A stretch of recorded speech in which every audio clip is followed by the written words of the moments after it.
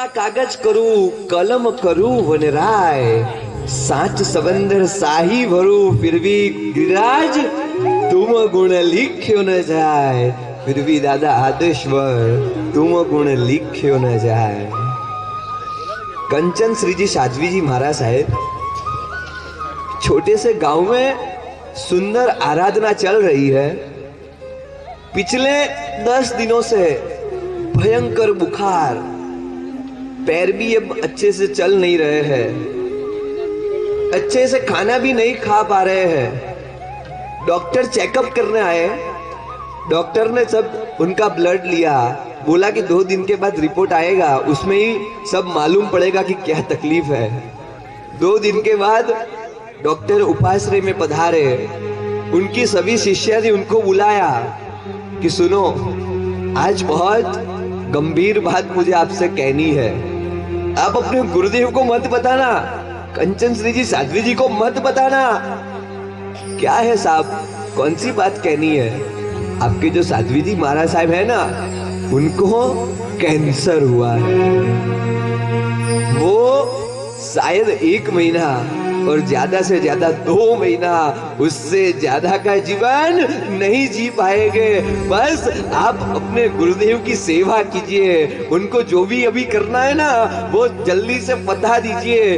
लगभग 2 महीने बाकी है, 2 महीने से ज्यादा आगे जिए ऐसी कोई भी संभावना उस रिपोर्ट में से नजर नहीं आ रही है।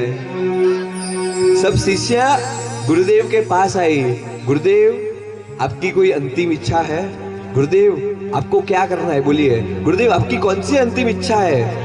आपका स्वास्थ्य अच्छा हो जाए ना, उसके लिए गुरुदेव मैं मेरे जीवन में 500 एमबील करूंगी। गुरुदेव आपका स्वास्थ्य अच्छा हो जाए ना, उसके लिए मैं दिन में 3-3 घंटे स्वाध्याय का जाप करूंगी। लेकिन गुरुदेव आपको अच्छा होना चाहिए। गुरुदेव आपकी कौन सी अंतिम इच्छा है बताइए, हम सब मिलकर पूरी करेंगे। मेरी बस एक ही इच्छा है, श्री शत्रुंजय तीर्थ के दर्शन करने हैं, श्री शत्रुंजय तीर्थ के हर एक कण कण को छूना है। गुरुदेव बस एक ही भावना, ऐसी दशा हो भगवन जब प्राण तन से निकले, गिरिराज की हो छाया उर्मेन हो वे माया, तपशे हो शुद्ध काया जब प्राण तन से निकले, जब प्राण तन से निकले। उग्र विहार करके सब शिष्या ने अपने गुरुदेव को व्हील चेयर में बिठाकर शत्रुंजय तीर्थ तो ले आए। जिस उपाश्रय में रुके थे वहां से हर रोज दादा के शिखर के दर्शन करें कि वाह दादा कैसा कमाल, तू शिखर पर बैठा है और मेरा ऐसे कौन से पाप कि मैं तेरी यात्रा नहीं कर सकती, मैं तुझे आके मिल नहीं सकती, तेरे सामने बैठकर मैं चैत्य वंदन नहीं कर सकती, ऐसे मेरे कौन से कम भाग्य है। वो साहब जी चल भी नहीं सकते, वो साहब जी अच्छे से खाना भी नहीं खा सकते, सिर्फ लिक्विड, सिर्फ पानी, जूस वो ही ले सकते हैं, ऐसी हालत। और एक दिन उस साध्वी जी महाराजा ने अपने शिष्या को बोला कि मुझे शत्रुंजय तीर्थ की यात्रा करनी है, मैं जाऊंगी, मुझे दादा को मिलना है, दादा के सामने चैत्य वंदन करना है, दादा के सामने 3-3 घंटे बैठकर दादा को देखना है। लेकिन साहेब गुरुदेव आप एक स्टेप भी नहीं चल सकते, आप कैसे यात्रा करेंगे? नहीं नहीं नहीं, मैं यात्रा करके रहूंगी और बिना डोली, कोई डोली का सहारा नहीं चाहिए, मैं यात्रा करूंगी। एक दिन ऐसी जिद की, 2 शिष्या ने एक साइड से एक हाथ, दूसरे साइड से दूसरा हाथ दिया। साध्वी जी भगवंत 1 स्टेप, 2 स्टेप, 3-5 कदम आगे बढ़े और वहां पे रुक गए। श्वास चढ़ने लगा, 1 कदम भी चल सके ऐसी कोई ताकत नहीं है। वहां पे आसन पाथरा, वहां पे इस शत्रुंजय तीर्थ को देखते देखते चैत्य वंदन कर लिया। दूसरे दिन फिर से गुरुदेव ने सुबह उठकर शिष्या को बोला कि मुझे फिर से दादा को मिलना है, दादा की यात्रा करना है, सिर्फ तड़ेटी तक तो लेके चलो, तड़ेटी को छूगी ना तो अभी मेरे भाग्य खिल जाएंगे। साहब जी आपने देखा ना कल क्या हुआ था, 5 कदम आगे बढ़े और वहां से वापिस आना पड़ा था। नहीं नहीं नहीं, आज मुझे लेके ही जाओ। फिर से दोनों हाथ दिए। साध्वी जी महाराज साहब 5 कदम, 8 कदम, 10 कदम आगे चले और फिर से श्वास चढ़ने लगा। कदम वहां पे ठहर गए, वहां पे आसन पाथरा और वहां पे 5 चैत्य वंदन। तीसरा दिन, चौथा दिन, पूरे 17 दिन तक ये उनका नित्य क्रम चलता रहा। रोड, तलेटी रोड है ना, वहां पे जाके रुक जाए तो एक साइड वो पूरी दुकान वाले, एक साइड डोली वाले, रिक्शा वाले, सबको देखना हो तो भले देखे। वो तलेटी रोड पर आसन पातर कर वहां पर ही 5 चैत्य वंदन।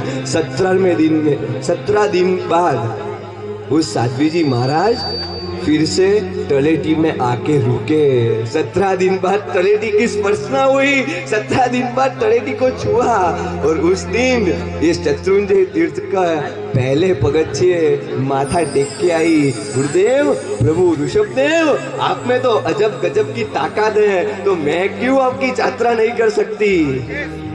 18वें दिन से शत्रुंजय तीर्थ की यात्रा करने का चालू किया। पहले दिन बाबू के डेरा है ना, वहां तक पहुंचे और वहां से 5 चैत्य वंदन करके वापिस। कहते हैं ना कि होठों पर अगर मुस्कान है ना तो इंसान तुमसे दूर नहीं, आंखों में अगर उड़ान है ना तो आसमान भी तुमसे दूर नहीं। शिखर पर बैठकर पंछी ने यही गीत गाया है। श्रद्धा में अगर जान है ना तो दादा ऋषभ देव भी तुमसे दूर नहीं, दादा आदिश्वर भी तुमसे दूर नहीं। और उस साध्वी जी महाराजा ने धीरे धीरे चलते चलते, पहले दिन में बाबू के डेरा, उसके बाद ऊपर समवसन, वहां से वापिस, उसके बाद इंगराज का अड़ा, वहां पे वापिस। पूरे 43 डेज के बाद, पूरे 43 दिन की मेहनत के बाद दादा का दर्शन किया। आज मारा नैना सफल थया ने निरख्यो ऋषभ जिणंद। दादा को देखते रो पड़े। पूरे 43 डेज के बाद दादा का दर्शन किया और वहां से उतरकर नीचे आए। डॉक्टर रेगुलर चेकअप करने आए कि दवाई तो बराबर चल रही है ना, कोई ज्यादा दिक्कत तो नहीं आ रही है ना। डॉक्टर ने फिर से ब्लड लिया, रिपोर्ट करवाने भेजा, रिपोर्ट आया। डॉक्टर रिपोर्ट लेके आया, खूब हंसता, खूब कुत्ता, नाचता कुत्ता उपाश्रय में प्रवेश किया। सभी साध्वी जी को इकट्ठा किया, शिष्या परिवार इधर आइए। क्या हुआ? ये आपने क्या कर दिया शिष्या? आपने ऐसी तो कैसी भैयावच की, आपने तो ऐसी कौन सी उनको दवाई दे दी कि जो साध्वी जी महाराज पिछले 1.5 महीने से मैंने बोला था कि शायद 2 महीने से ज्यादा नहीं जिएंगे, उनको कैंसर है। ये रिपोर्ट दिखिए, उनके एक नख में 1000 रोग थे, अब उनके एक नख में भी इतना सा भी रोग नहीं है, पूरा अरमान हिल जाए। और उस साध्वी जी महाराज 43 डेज एक यात्रा, और वो साध्वी जी महाराज ने अपने जीवन के अंदर इस शत्रुंजय तीर्थ की 5000 यात्रा दादा के चरणों में समर्पित की। 5000 यात्रा। ऐसा शत्रुंजय हमें मिला है। ऐसी श्रद्धा के साथ आज आगे बढ़ना है। अभी सूरत के अंदर एक मुमुक्षु विजय भाई, उनका विदाई समारंभ करने गया। मालूम पड़ा कि पिछले 17 सालों से हर पूनम में दादा की यात्रा करते हैं, पिछले 17 सालों से। और जब भी पूनम में जाए ना, प्रक्षाल का चढ़ावा वो विजय भाई लेते हैं, चाहे कितने भी रुपए हो जाए। बजट से बाहर चला जाए ना तो अपने 11 फ्रेंड्स को इकट्ठे करते हैं और सब मिलकर चढ़ावा लेते हैं, लेकिन दादा का प्रक्षाल तो वो विजय भाई करते हैं। अभी उन्होंने मुझे बताया कि कितुल भाई, जब भी मैं दादा के दरबार में जाता था ना, बस दादा को यही प्रार्थना करता था कि उनकी 3 लड़की है। दादा को यही प्रार्थना कि दादा मेरे परिवार में से ये 3 लड़की है ना, वो आपके परिवार में आना चाहिए। मेरे परिवार में से कोई एक जीव आपके परिवार में आना चाहिए, दीक्षा लेना चाहिए। और वो विजय भाई ने रड़ते रड़ते आंसुओं के साथ मुझे बोला था कि केतुल भाई, मैंने तो सिर्फ दादा को यह बोला था कि मेरे परिवार में से एक जीव आना चाहिए, लेकिन दादा आदिश्वर ने मुझे थप्पड़ लगाई और बोला कि क्या एक जीव की बात करता है, मेरे परिवार के अंदर तेरा एक जीव नहीं, पूरे का पूरा परिवार आना चाहिए, पूरे का पूरा परिवार आना चाहिए। वो पूरा परिवार 29 जनवरी को सूरत में दीक्षा है। अभी लास्ट पूनम में वो विजय भाई दादा के दरबार में गए, बजट ज्यादा हो गया, प्रक्षाल का चढ़ावा नहीं मिला। वहाँ पे जो पुजारी है वो पहचानते, पिछले 17 सालों से आते हैं, मतलब पहचानते, तो वो उन्होंने उनको जाके बोला कि केम जो पुजारी भाई मजाમાં છો ने? कि हाँ भाई, તમને खबर છે હું दीक्षा लेवानो છું। क्या बोला? कि मैं दीक्षा लेने वाला हूँ। क्या बात कर रहे हो विजय भाई, पिछले 17 सालों से आप आते हो और आप दीक्षा लेने वाले हो? फिर पत्रिका दिखाई, देखो ये 29 तारीख को मेरा पूरा परिवार दीक्षा लेने वाला है। बस हसमुख भाई आज है ना दादा का प्रक्षाल अच्छे से करना है, मुझे लाभ देना। ठीक है, सब प्रक्षाल हो जाए ना, बाद में लास्ट में आप प्रक्षाल करने आना। ठीक है, लास्ट में प्रक्षाल करने आए, बहुत बड़ी लंबी लाइन है। विजय भाई प्रक्षाल करते जा रहे हैं, वो पुजारी प्रक्षाल का कलश देता जा रहा है, 15-20 कलश दादा के ऊपर प्रक्षाल कर दिए। फिर हसमुख भाई विजय भाई ने बोला, पुजारी जी ये शायद संसार की छेल्ली यात्रा है, लास्ट यात्रा है, दादा के साथ बैठना है, कोई प्रॉब्लम नहीं, इधर जो साइड में वो कोना है ना वहाँ पे आप बैठ जाइए, वहाँ पे कोई दिक्कत नहीं आएगी।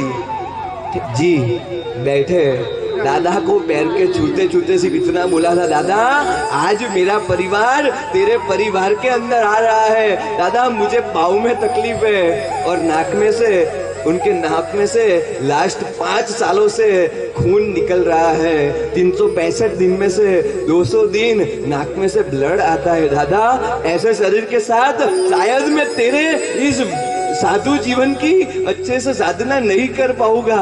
बस दादा अब मैं मेरा पूरा जीवन तेरे चरणों में समर्पित कर रहा हूँ, मेरे जीवन की सभी दरकार आज से दादा मेरे तू लेगा। 20 मिनट दादा के पास बैठकर आए, घर पर आए, ये देखो कैसा चमत्कार, कैसी श्रद्धा, घर पर आए, पिछले 5 साल से नाक में से खून निकलता है और एक दिन घर पर आकर नाक के अंदर थोड़ा दिवेल लगाया, थोड़ा तेल लगाया, सुबह शाम 2 टाइम लगाया, उसके दूसरे दिन से ब्लडिंग बंद। अभी 2 दिन पहले उनको मिलके आया हूँ, जब से मुहूर्त निकला है तब से अभी तक एक भी बार नाक में से खून नहीं निकला है। ये है मेरे दादा का दरकार, ये है मेरे दादा का चमत्कार। आइए ऐसे दादा को वंदन करते हैं। प्रथम राजेश्वर प्रथम संयमधर प्रथम तीर्थंकर प्यारा,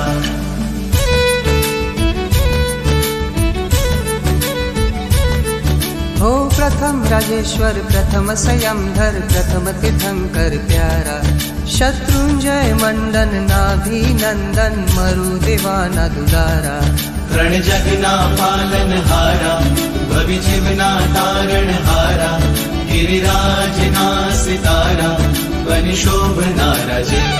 नमो आदिश्वरम युगादि